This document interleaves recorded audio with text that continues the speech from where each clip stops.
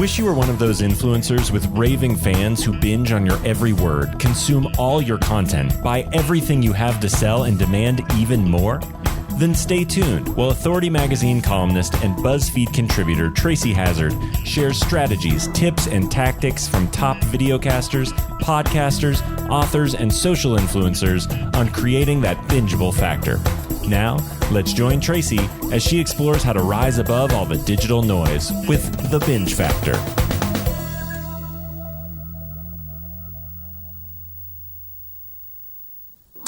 Tracy Hazard here on Feed Your Brand, Center of Influence, and I am talking with two really amazing podcasters, Lisa Mark and Rebecca Lozer, and they are of The Secret Life of Weddings. Isn't that a cool name for a podcast? I totally love that. And we're going to talk today about what makes them a center of influence in weddings, why they decided to start their podcast, and so many things about how they've managed to grow it over time here. So welcome, ladies. Thank So you. tell me a little bit about your background. Have you guys been wedding planning? What have you been doing that made you decide that this was worth podcasting about? Rebecca, I'll let you tell our background a little bit. Well, yes, we're both professional wedding photographers. Lisa has transitioned out now, but I'm still currently doing it. And because of that, we feel we know a lot of behind the scenes of going on in weddings. Yeah, there's lots of stuff to dish about. I understand. My sister-in-law is a wedding planner, and nice. And we started a podcast for her way back when, and only she got too busy to do it because she was still planning. But it was called the Wedding Confessional, and some of the stories I was like, oh my gosh, like please don't let that happen at my daughter's wedding. Yes, it gets pretty crazy, and we have our own stories as well, which we haven't really dived into quite yet, but we should eventually, I'm sure. We've told a couple.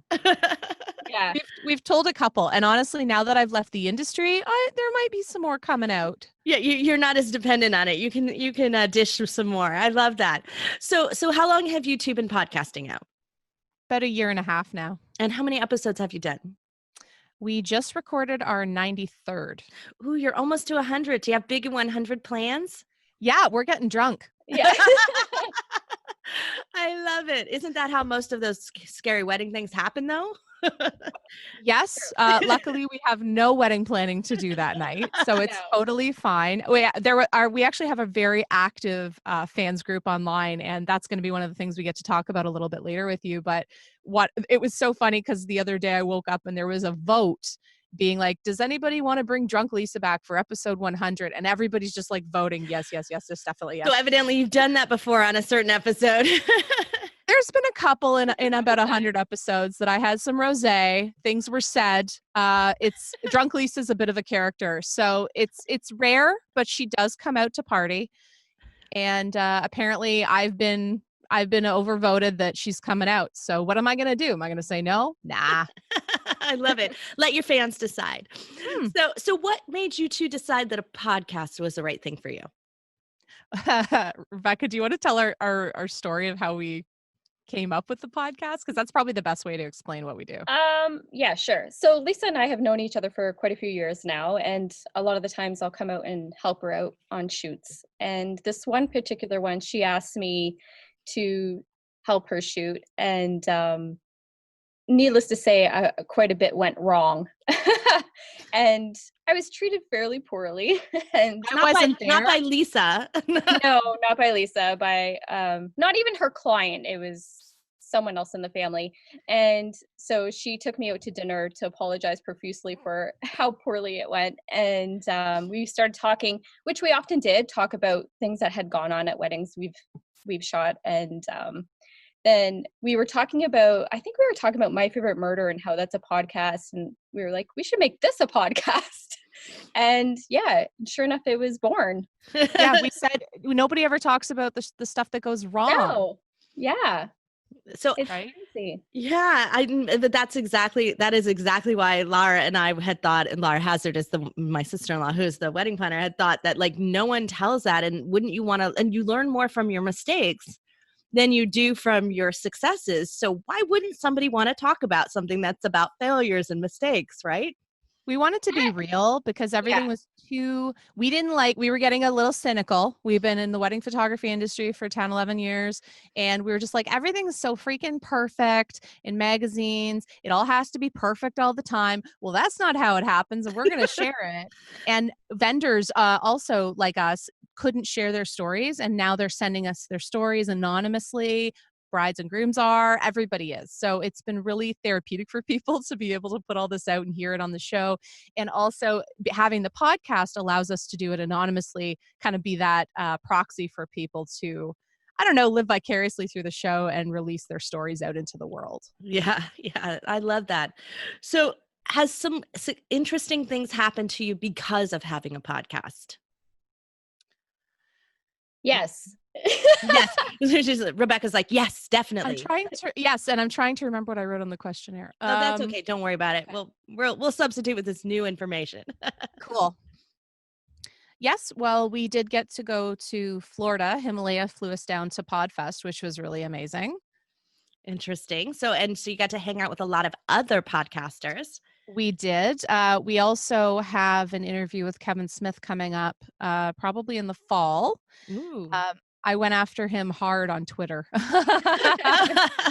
And he was so sweet. So we had another comedian who named Jonathan Torrance, who's Canadian, and he's fabulous. He's best known for the show Trailer Park Boys. He plays J-Rock, which is one of the characters. He's got a podcast as well. So we just tweeted at him and said, will you come on the show and, tell us a little bit about your wedding and things like that, and just tell stories with us, because he's a comedian. He's hilarious. And he did. Now, it turns out Kevin Smith, I found out, is a huge fan of a show that he writes on called Letterkenny Problems. It's a Canadian comedy show. And I was going after Kevin Smith. I was doing some creative videos and tweeting them at them, and Kevin was liking them. So I knew he was seeing them. Now, Kevin Smith is actually a wedding officiant. Not many people know that. So he's done some very interesting weddings. He also got married on Skywalker Ranch, which is Lucasfilm, George Lucas owns that ranch, while he was mixing the audio, I think, for Chasing Amy or Dogma. So anyway, he's got all these great stories. So we wanted to go after him to get on the show. So I had the balls to ask Jonathan Torrance to ask Kevin Smith to come on our show, because I knew he respected him. Why not? Yeah. So I just on the fly asked him. He did it. And then I tweeted the video at him with the podcast audio of Jonathan Torrance asking him to come on our show. And Kevin retweeted it and said, okay, let's do it. Well, I had seen just recently a interview, and I'm going to have to remember who it was he was being interviewed by. It might have been could have been Trevor Noah or Stephen Colbert or something like that, right? And he was being interviewed and basically admitted to his daughter that he showed up for his first date with his wife with his, hockey jersey on and, and shorts. And so, and his daughter's answer was, and Mom married you? It was like that. So you'll have to find that clip because it was hilarious. And he has a really interesting and funny relationship with his daughter, which I found just fascinating. So I cannot even imagine what her poor wedding is going to be like someday. He'll probably officiate it. I know, really. Exactly. It will be very, very interesting. So what's some of the funniest things that you've either talked about on the show or that happened to you on the show as you were trying to record? Oh my goodness. One of the super random thing that happened was it's kind of silly, but I like adding interesting people to my LinkedIn. So, you add people and you're just like, they're never going to add me back. Well, during a recording, Dave Coulier added me back on LinkedIn. So that was really, so you're like, cool. Oh yeah. And I put it in the podcast. We're a very chatty podcast. We like to have fun. I was like, oh my God, the weirdest, strangest thing. And it's amazing. He just added me back on LinkedIn. So that was fun. And then, what else was I going to say? Oh, one of the best stories. We actually just had an incredible story. Rebecca, can you please give the gist of what the story you just told me on our episode we just recorded on 93? So our listener actually wrote it in and titled it Game of Thrones-esque wedding. And the connection was, if you've seen Game of Thrones, you know that one of the characters is actually sleeping with her brother. No spoilers. I haven't watched it yet. And yeah, I won't tell you what character. I think it happens in episode 1. So most people are pretty really good. Yeah. Yeah. So she wrote in a story how she went to a wedding with her boyfriend and she was going looking for the bathroom and she stumbled upon the groom making out with someone. And during speeches, the maid of honor was speaking, and it was the maid of honor that she realized was making out with the groom, and it was his sister. Ooh. Ooh, yeah, that is a big wow. That would be quite a reveal, huh? Yeah, that's probably the most cringy story we've There's had. also a That's little more, there's some really- more dirty details to it, but we don't dare share them on your show. Well, they won't make it in the article either way. So I'm sure the authority will go, that doesn't sound like something we should say. Well, what about some mistakes you made when you were, first recording, first getting started? We want some new podcasters to learn from you too. Did you make some mistakes and learn some lessons early on? Yeah, probably mostly to do with just audio quality and things like that. Like we had never done a podcast. We were just like, how do you even start? Which I think is most people, right? But done is better than perfect in this world. And I think it's really important that you just sort of at some point get your ducks in a row, get some basic equipment, learn a little bit about what you're doing, but then you just have to jump in and learn as you go.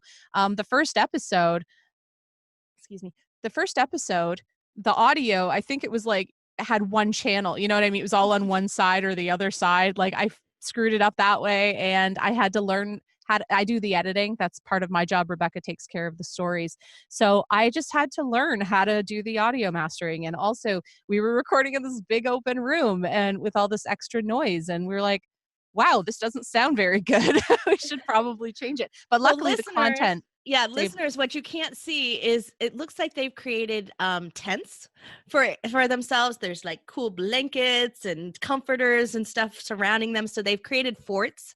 So a podcast fort. I love it. That's the first one I've ever seen. I've seen some people in their closets before podcasting with me and interviewing, but I've never seen anyone in a fort. And I love it. My girls would think this is in crazy fun. Exactly. It's our little igloos. Yeah, exactly. Wonderful. Well, so that good choice because your sound sounds great. Thank you. And I can see from your equipment, you didn't overbuy, which is the next mistake most people buy. They buy really expensive equipment and it actually has crappier sound. Like, it's worse. And people don't understand that. It's because they're not in a studio is what we've discovered. So a studio mic belongs in a studio. And when you're not in a studio, it picks up every sound around you and just makes more work for you to edit. You needed to, that was one of the biggest mistakes we made is we had a condenser mic and we needed a dynamic mic. Yes. So we ended up actually slightly downgrading our mics when we upgraded. Yeah. We have the Shure SM58s now and they're fabulous. But one of the best things we did was we invested in cloud lifters. And what's a cloud lifter for our audience here? A cloud lifter essentially goes between the microphone and we have a Focusrite Scarlett audio interface. And then the audio interface plugs into the computer.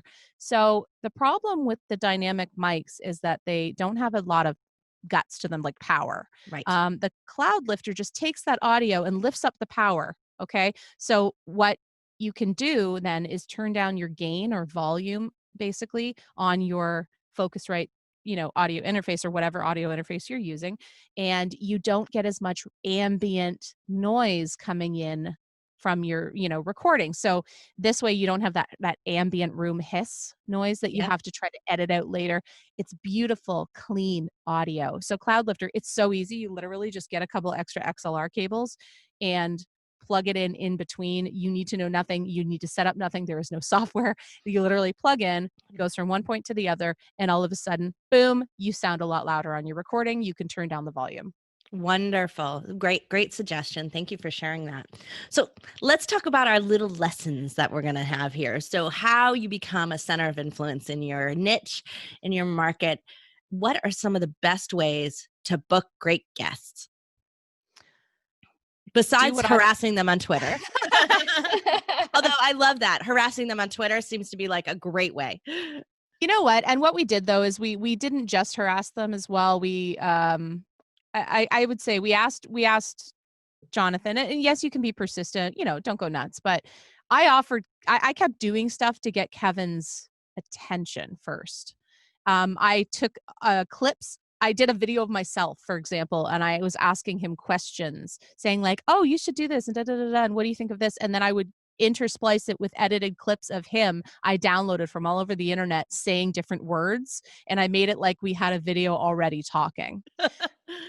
So I was trying to make him laugh. I was trying to give him value. You're trying to give them value. So one way to do it is if, there's somebody you really want, they have a book coming out, they have a new website, they have something that they want to promote, TV show, ask to have them on around that time and just say, we have, ideally you have a bit of, some listeners you can leverage because, celebs especially, now this is, this doesn't matter if you're a celeb or not, but especially the higher profile ones, they're going to want to know that you have some listeners so they can promote their product to them. If you're going after somebody who isn't necessarily as much of a celeb, you don't have to worry so much about your numbers. But the point is, no matter what you're doing, you're offering value to them. So you can be like, I'm going to promote you to all my listeners. I'm going to promote you on my Facebook, my Instagram, my Twitter, yada, yada, yada. Show them what value you have for them before you ask, and maybe make them laugh. And if it's a celeb, make them laugh, get their attention, do something unique. I mean, Kevin didn't respond until I had done 2 or 3 videos, and clearly knew what he was about because I actually handpicked a comedian. It was convenient that they happened to like each other's work. But I thought outside the box, and I think that's what a lot of people don't do is they don't think outside the box. They don't think, how can I get creative? It's free. It's free. My husband's dad always says it's free to try. Yes. Great. What about increasing listeners? How have you guys increased listeners? What's been the best way? What's the best way, Rebecca? I think other groups, definitely. Facebook groups. Yeah.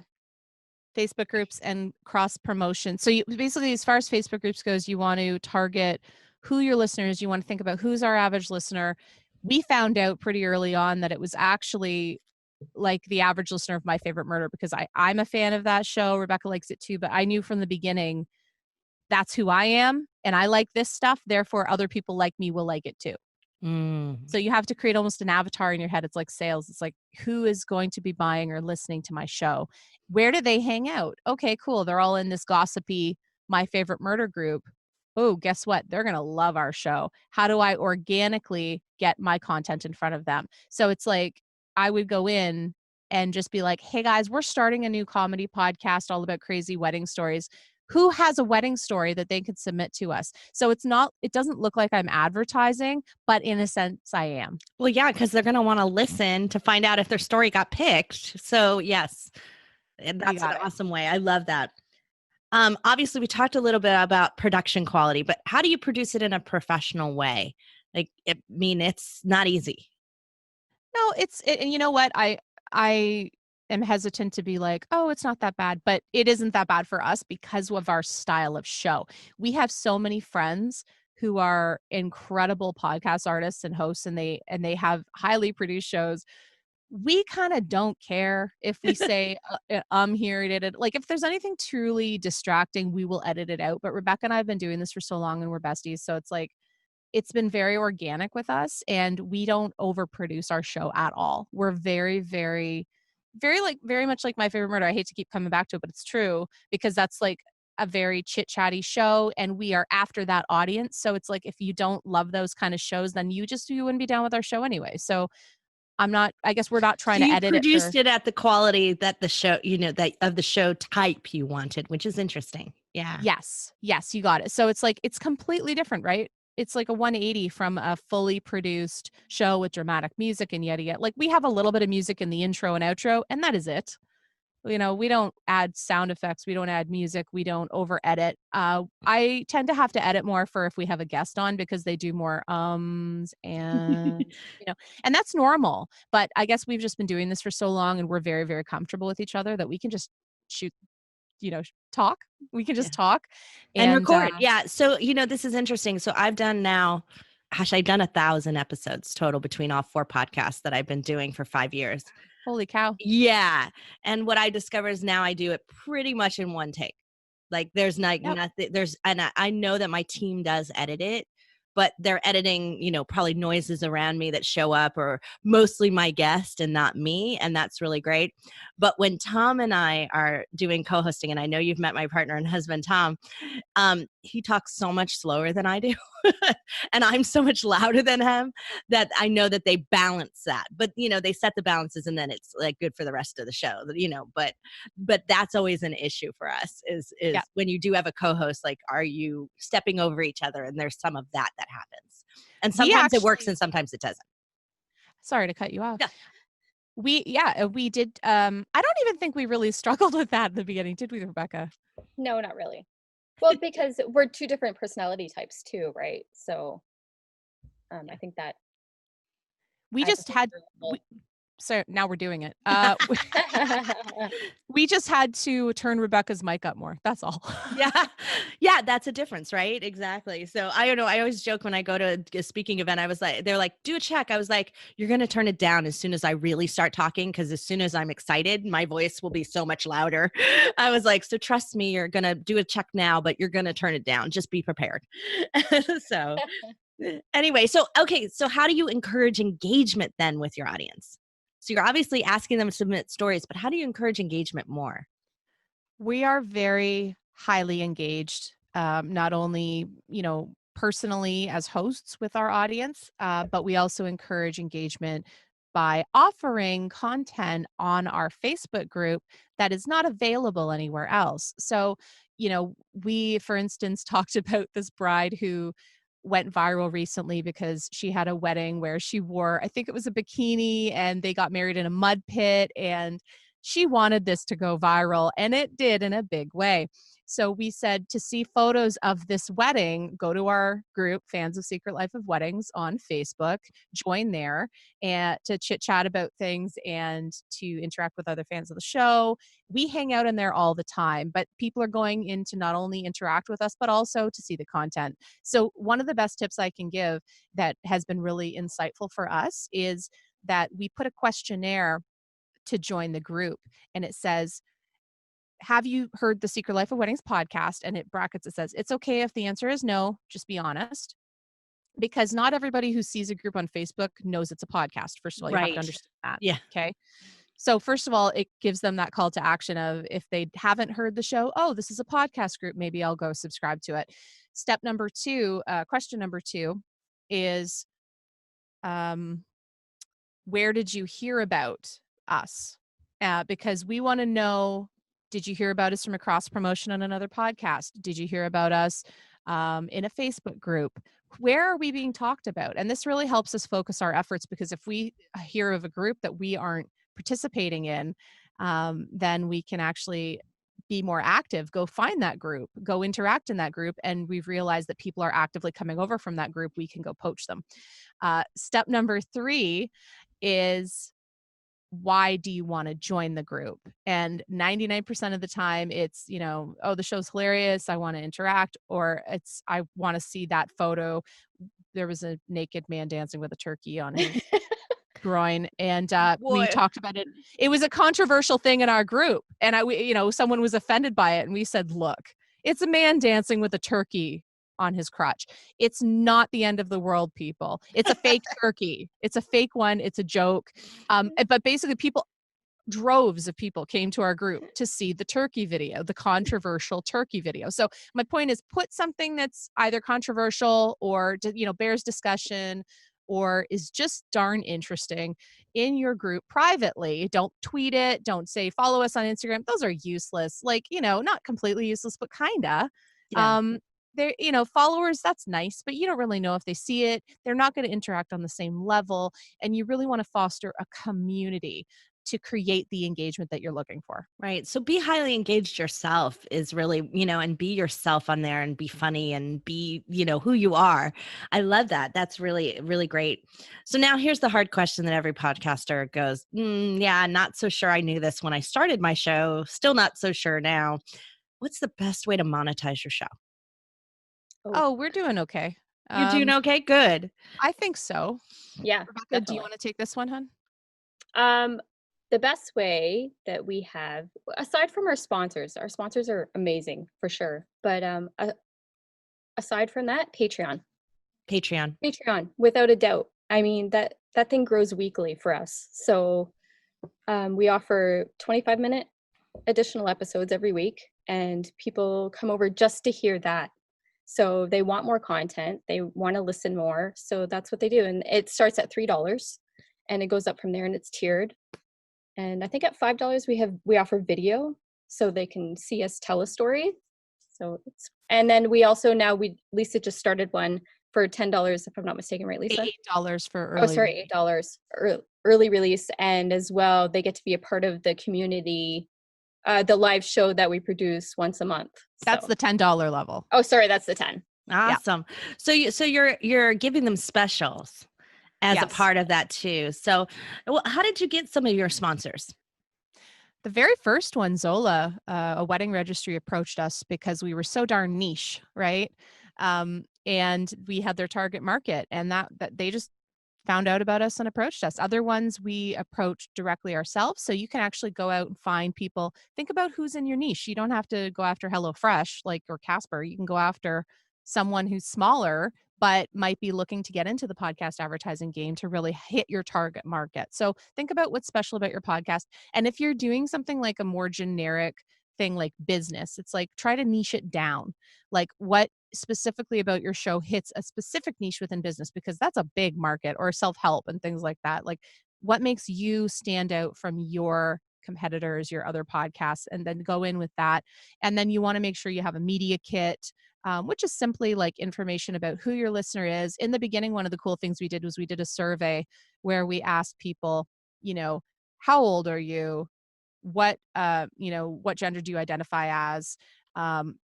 What's your education level? That's a big one, because people know in advertising and clients, they know that if you have a higher education, generally you're spending more money, and that's who they typically want to go after. So we found out very easily through about 200 different responses that our average listeners were 24 to 34, female, highly educated. And and mostly in the United States. So, well, there you go. You got an audience of women is very, very valuable. And so I have another podcaster I interview. He's got an amazing show, and he does like 240,000 downloads in 24 hours. Oh my goodness. Wow. But his is 50 plus, women and men, but mostly women, 50 plus. And that's a really, really attractive demographic to advertisers as well. So, and, so he's not niched down in terms of his category, but he's niched down in turn. He's specifically focusing on an age group that is underserved. So that works as well. Yeah. So such great advice there. So, how has your position as a podcast host and now new authority been able to give you new sales, give more business, any opportunities, that kind of thing? So how has it helped you from a business standpoint?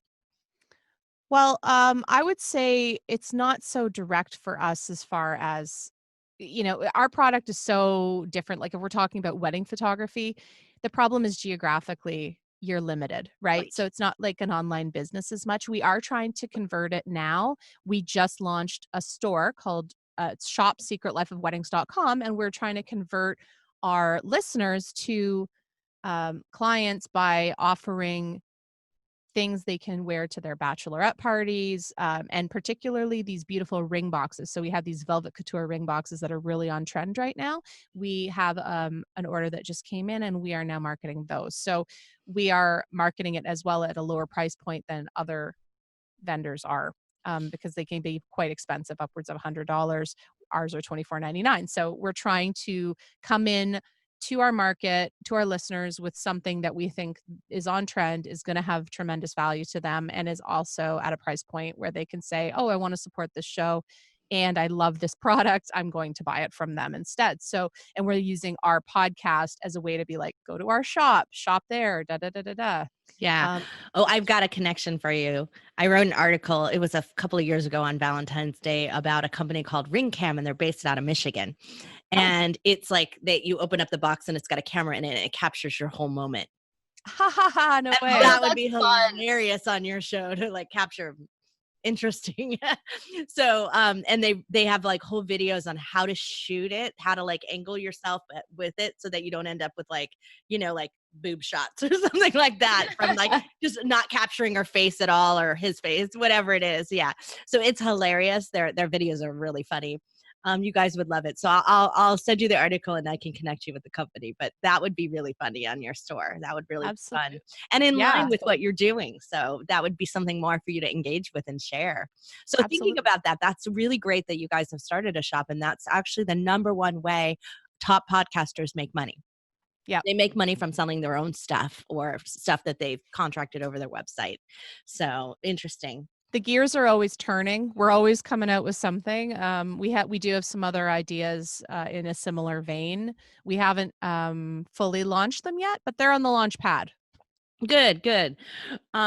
So what, you have such a unique type of podcast. You're definitely in a niche, as we talked about here, but what really makes people come back for more? What makes it binge listenable? Like if I found your podcast and I wanted to listen to all the episodes.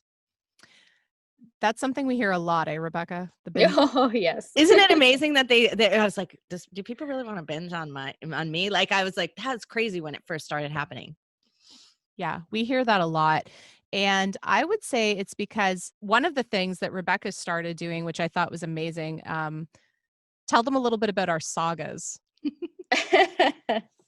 So we would span a story over 3 or 4 episodes. And that I think that really started the binging trend a little bit. So people would want to hear the whole story. I'm like that too, right? You see a movie or a TV show on Netflix, people are binging the whole season in one sitting or 2 sittings.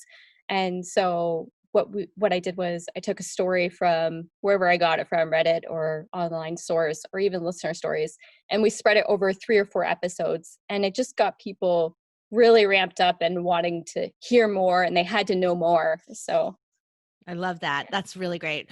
I call it, we do a podcast for podcasters, obviously, called Feed Your Brand. And this is the center of influence niche within that, where we're talking to inspirational podcasters. But on Feed Your Brand, we call the episode open looping. And so what you're doing is a technique called open looping, and you can open loop forward and you can open loop back. So you're always referring to a future episode or future continuation and a past episode. And something we always do as well to encourage engagement, which I forgot to mention earlier, is every week I do unique artwork, which is always on brand for us. It's, as you can see in the video back here, it's like pop art inspired. It very much resonates with the target audience we have of women.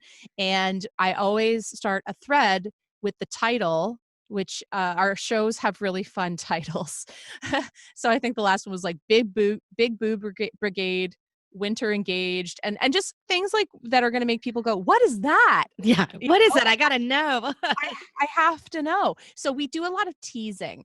Our listeners love that. So we have really interesting titles. We have really engaging artwork. And then I actually post a discussion thread and I pin it to the top of our Facebook group every single week. So that is, and then all the engagement about that specific episode goes in that thread. I love that. That's really great. So they don't have to go find it. It's right there when they have their tribe. They know where to go to engage and talk about the show they love. And it's just been really, really, really busy in there and really good. Yeah, it's just sustaining itself now. We don't actually have to post content the way we used to.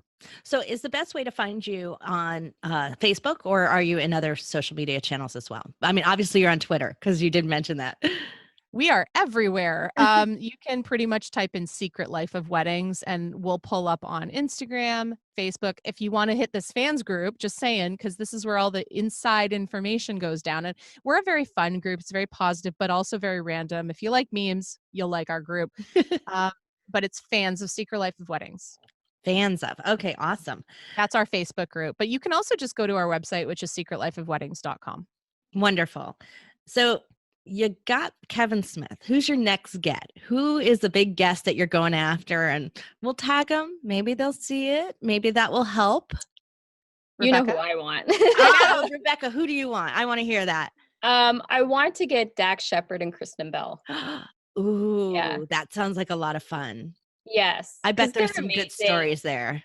they're just an all around really down to earth couple. You know, they're not afraid to put themselves out there. You know, they've done a lot of stuff, and I love his podcast as well. So Well, and he's doing a new show.